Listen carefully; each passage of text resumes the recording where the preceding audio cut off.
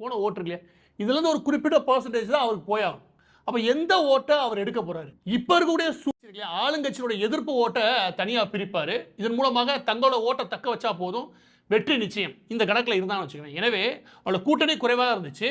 ஆனால் தேமுதிக வருகை இல்லையா, அவங்க குறைவாக மதிப்பிட்டாங்க. அந்த டயத்தில் 2006ல் ஏஐடிஎம்கே தான் வெற்றி பெற்று ஆட்சியை பிடிக்கும் எல்லா சர்வேயும் சொல்லிச்சு. ஆனால் முடிவு எப்படி இருந்துச்சு அப்படின்னா, ஒரு மைனாரிட்டி கவர்மெண்ட்டை சும்மா 96 இடங்களில் வெற்றி பெற்று கூட்டணி கட்சிகள்லாம் சேர்த்துக்கிட்டு கருணாநிதி அவர்கள் ஆட்சி அமைச்சார். அந்த தேர்தலில் ஆளும் கட்சிக்கு எதிரான ஒரு ஓட்டு மணலில் இருக்கு இல்லையா, 5 வருஷம் ஆண்டிருக்காங்க, அவருக்கு எதிரான ஓட்டு, அந்த ஓட்டு எல்லாமே செதறும் நினைச்சாங்க. ஆனால் இதுல ஒரு விஷயம் பளிச்சுன்னு தெரியுது. அது என்ன அப்படின்னா, விஜய் அவர்களுக்கு எங்கே ஓட்டு இருக்குன்னு அவங்க நம்புறாங்க. அவங்க எடுத்த சர்வே என்ன சொல்லுது, நமக்கு சர்வே என்ன மாதிரி விஷயங்கள் சொல்லுது அப்படின்னு. இந்த ஓட்டு மத்தியில் என்ன ஒரு குணம் இருக்கு அப்படின்னா, விஜய் அவர்கள் 3% பேர் பார்க்கலான்றாங்களே தவிர ஒரு பெரிய நம்பிக்கையில் இல்லை. காரணம், அவர் எப்ப தேர்தல் பிரச்சாரம் சொல்லி வார வாரம் ஆரம்பிச்சாரோ நேத்து வரைக்கும் அவர் பேசியிருக்கிறது ஒரே மாதிரி இருக்கு, பேட்டர்ன் ஒரே தான்.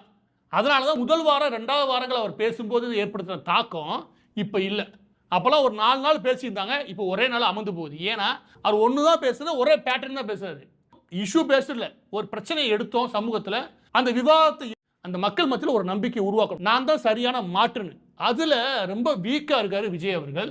வரக்கூடிய காலங்களில் எப்படியா பிரச்சார யுக்திகளை மாற்றுறாரோ அதை பொறுத்தது இந்த ஓட்டுடைய நகர். எனவே விஜய் அவர்களுடைய வருகையாகட்டும், இப்போ போலி வாக்காளர்கள் இல்லை ரிப்பீட்டாக இருக்கக்கூடிய வாக்காளர்கள் இருக்காங்களே, இவங்களாம் 97 லட்சம் வாக்காளர்கள் நீக்கியிருக்காங்களே, இதுவாகட்டும், இந்த ரெண்டுமே பெரிய பாதிப்பை திமுகவுக்கு தான் கொடுக்கணும்னு நம்மளால புரிஞ்சுக்க முடியுது. இது இந்த டிசம்பர் மாதத்துடையது. அடுத்த சில வாரங்களில் எப்படியான பிரச்சாரங்களை கட்டமைக்கிறார் விஜய் அப்படின்றத பொறுத்தது. இப்போ விஜய் அவர்களும் அடுத்து ஸ்டாலினை தொடர்ந்து சமத்துவ கிறிஸ்துமஸ் பண்டிகை, சமத்துவ தீபாவளி பண்டிகை கொண்டாட மாட்டேன், சமத்துவ கிறிஸ்துமஸ் பண்டிகை கிளம்பியிருக்காரு, அவரும் கொண்டாட போறாரு. எனவே